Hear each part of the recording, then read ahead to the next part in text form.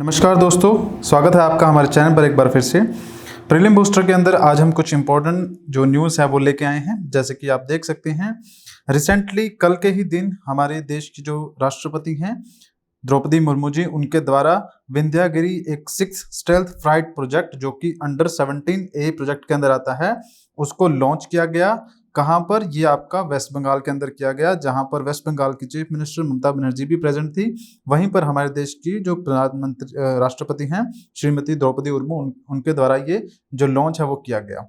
विंध्यागिरी एक आपका शिप है, कुछ इस तरह से आपको नजर आएगा। ये आपका जो लॉन्च था कल किया गया है। विंध्यागिरी शिप है। इस शिप को जो डिजाइन किया गया है या फिर इसको बनाया गया है वो प्रोजेक्ट 17A के अंडर बनाया गया है। और ये जो बनाया गया है ये बनाया गया है JRSC के अंदर।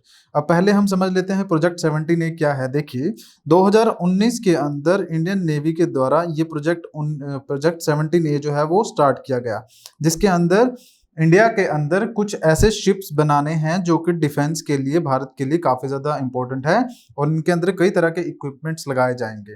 इनको कहा जाता है स्टेल्थ फ्रिगेट। ये जो आपके शिप्स होते हैं इनके अंदर मॉडर्न टेक्नोलॉजी यूज़ की जाती है। ये एज अ वॉरशिप आपका जो है काम करेंगे। ये प्रोजेक्ट 17A के अंडर बनाए गए हैं।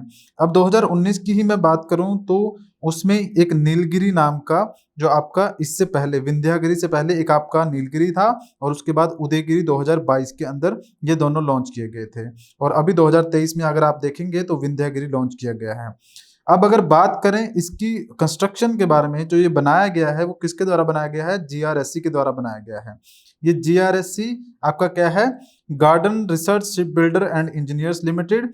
ये 1884 में आपका शिप बिल्डिंग के ऊपर या फिर उससे रिलेटेड जो काम करना इन्होंने स्टार्ट किया था।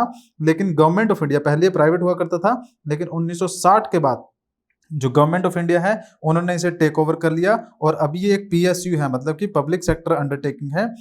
GRSC के अलावा मझगांव डॉक शिपयार्ड जो आपका है, मझगांव डॉक शिपयार्ड आपका, वहां और GRSC, ये दो ऐसी पब्लिक सेक्टर अंडरटेकिंग है जो गवर्नमेंट ऑफ इंडिया के अंदर आती हैं under the ministry of defence, जो आपका ये जो शिप बिल्डिंग है या फिर डिफेंस रिलेटेड जो इक्विपमेंट्स हैं उनको बनाने का काम करती हैं। तो यही जो शिप है आपका विंध्यागिरी, ये आपका हमारे देश की राष्ट्रपति, यहाँ पर देख सकते हैं द्रौपदी मुर्मू है और ममता बनर्जी जो कि वेस्ट बंगाल के चीफ मिनिस्टर हैं, उनके साथ में ये जो है वो लॉन्च किया गया। जैसा कि आप देख सकते हैं project 17A frigates are the follow on the class of the project 17 Shivalik frigates. यही आपका जो प्रोजेक्ट 17 था उसी का कॉन्टिन्यूशन है। प्रोजेक्ट 17 भी आपका सेम इसी तरह से था, जिसके अंदर फ्रिगेट्स आपके जो है वो बनाए जाने थे और उसी का प्रोजेक्ट कॉन्टिन्यूशन जो है 17A है, जिसके अंदर आपके ये जो शिप्स हैं वो बनाए जा रहे हैं। ये जो शिप है आपके बनाए गए हैं, इनके अंदर कई तरह के इंपॉर्टेंट फीचर्स है। एडवांस वेपन लगाए गए हैं, sensor and platform management system लगाए गए हैं। ये जो प्रोजेक्ट 17A है इसके अंदर 7 ऐसे शिप्स जो है वो बनाए जाएंगे और ये कंस्ट्रक्शन कहाँ पर होगी? MDL जो मैंने आपको बताया, मझगांव डॉक लिमिटेड, उसके अंदर और GRSC के अंदर ये जो कंस्ट्रक्शन है इन शिप्स की जाएगी। यहाँ पर एडवांस स्टेल्थ फ्रिगेट्स, मतलब कि शिप है वो बनाए जाएंगे और इनको वॉरशिप के तौर पर डिजाइन किया गया है ताकि जब भी भारत किसी भी वॉर के अंदर जाए तो ये शिप जो है हेल्प कर सके। अब देखिए ये इंपॉर्टेंट क्यों है, क्योंकि भारत की अगर बात करें, भारत बहुत सारे ऐसे डिफेंस रिलेटेड इक्विपमेंट्स है जो बाहर के किसी कंट्री से मंगवाता है, लेकिन ये जो प्रोजेक्ट स्टार्ट किया गया है 17A है और उसके बाद आप जानेंगे कि बहुत सारे डिफेंस सेक्टर में DRDO भी है जो वर्क कर रहा है।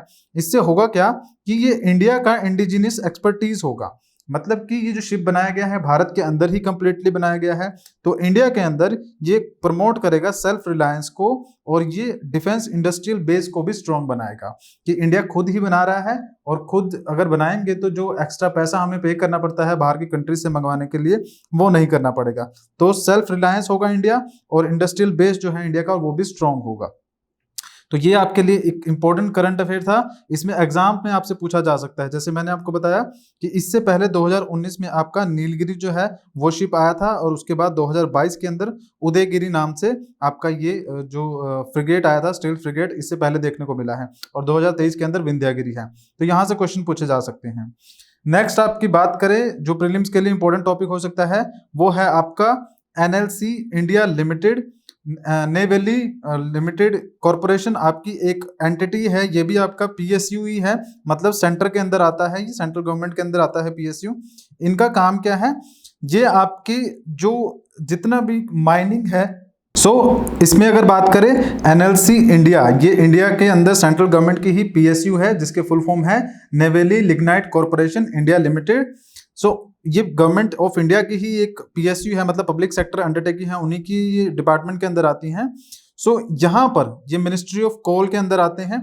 यहाँ पर इन्होंने एक long term power usage agreement sign किया है, जो कि 300 मेगावाट का है और सोलर प्रोजेक्ट है ये, किसके साथ, with the state of the Rajasthan. Prelims के लिए बहुत इंपॉर्टेंट टॉपिक है। एनएलसी के द्वारा जो एक long term power usage agreement sign किया गया राजस्थान की स्टेट गवर्नमेंट के साथ, जिसके अंदर राजस्थान का जो ऊर्जा का विभाग है, राजस्थान ऊर्जा विकास निगम लिमिटेड, उनके साथ ये जो एग्रीमेंट है वो साइन किया गया है रिसेंटली, कल की ही डेट में। अब इसके अंदर होगा क्या, यहाँ पर होगा क्या कि ये जो आपका एनएलसी है, पब्लिक सेक्टर अंडरटेकिंग, जो ये आपकी कॉर्पोरेशन है, उसके अंदर क्या होगा कि ये राजस्थान की गवर्नमेंट को जो आपकी सोलर रिलेटेड इक्विपमेंट्स है वो प्रोवाइड करेगी। वहां पर एक सोलर पूरा जो प्लांट है वो बनाया जाएगा, ताकि वहां से लगभग 750 मिलियन यूनिट्स ऑफ इलेक्ट्रिसिटी जो है वो पैदा की जा सके। अब ये जो इलेक्ट्रिसिटी होगी ये ग्रीन इलेक्ट्रिसिटी होगी, क्योंकि ये सोलर एनर्जी के थ्रू ही जो है वो पैदा की जाएगी। ये प्रोजेक्ट अब राजस्थान के लिए किस तरह से इंपॉर्टेंट है, क्योंकि राजस्थान स्टेट गवर्नमेंट का जो हर स्टेट गवर्नमेंट की ऑब्लिगेशंस होती हैं रिन्यूएबल परचेज को लेकर, उसको मीट करने में ये फायदा करेगा। राजस्थान की स्टेट गवर्नमेंट को वो रिन्यूएबल जो टारगेट्स होंगे वो अचीव कर पाएंगे, क्योंकि ये जो आपकी एनएलसी है ये और राजस्थान की जो विद्युत विभाग है आपस में ये एग्रीमेंट साइन करके रखा है कि वो सप्लाई करेंगे, और राजस्थान के अंदर एक ऐसा सोलर पावर प्लांट लगाया जाएगा जहां से लगभग 750 मिलियन यूनिट्स जो है इलेक्ट्रिसिटी पैदा की जाएगी। और उसके बाद ये एक और चीज में फायदा कैसे करेंगे, ये जो कार्बन एमिशन हो रहा है, मतलब कार्बन का जो एमिशन देखने को मिल रहा है इलेक्ट्रिसिटी प्रोडक्शन की वजह से, उसको कम करने में फायदा होगा। कितना, 0.726 million tonne of carbon emission हर साल जो है वो कम किया जाएगा, जो कि कोयले से इलेक्ट्रिसिटी बनाने की वजह से होता है। तो एक ये चीज वहां पे फायदा देखने को मिलेगा। और ये जो आपका प्रोजेक्ट है एनएलसी के द्वारा, इतना बड़ा प्रोजेक्ट सिर्फ एक तमिलनाडु में आपको देखने को मिलता है। उसके बाद सेकंड स्टेट ऐसा आपका सिर्फ राजस्थान है, जहां पर इतना बड़ा जो प्रोजेक्ट है वो स्टार्ट किया जा रहा है। और इसकी वजह से राजस्थान स्टेट को इलेक्ट्रिसिटी के अंदर भी वो काफी ज्यादा जो होगा सेल्फ सफिशिएंट, जो आपका उसको अपने आप से इलेक्ट्रिसिटी प्रोड्यूस करेगा और खुद भी यूज कर सकता है। तो ये सब चीजें जो होगी राजस्थान के लिए अच्छी होगी। तो ये दो इंपॉर्टेंट टॉपिक थे जो आपके प्रीलिम्स के पॉइंट ऑफ व्यू से इंपॉर्टेंट है। आगे अगर बात करें एचसीएस 2024 के लिए हमारा बैचेस जो है वो रन कर रही हैं। आरएस की बात करें उसका भी क्रैश कोर्स चल रहा है। गोयला क्लासेस की तरफ से कई सारे जो कोर्सेज हैं जो फर्दर आपके अलग अलग पीसीएस एग्जाम होते हैं स्टेट के, उनके लेकर इशू किए गए हैं। आप हमारी वेबसाइट पर जाकर वहां पर चेकआउट कर सकते हैं हमारे कोर्सेज को। हमारी ये जो सीरीज है प्रीलिम्स की सीरीज, इसमें हर रोज हम कुछ इंपॉर्टेंट प्रीलिम्स के टॉपिक्स लेके आएंगे। तो अगर आप चैनल पर नए हैं तो चैनल को जरूर सब्सक्राइब कीजिएगा, बेल आइकन प्रेस कीजिएगा, ताकि और भी जो अपडेट्स है आपको प्रीलिम्स की वो मिलती रहे time to time. Thank you for joining us.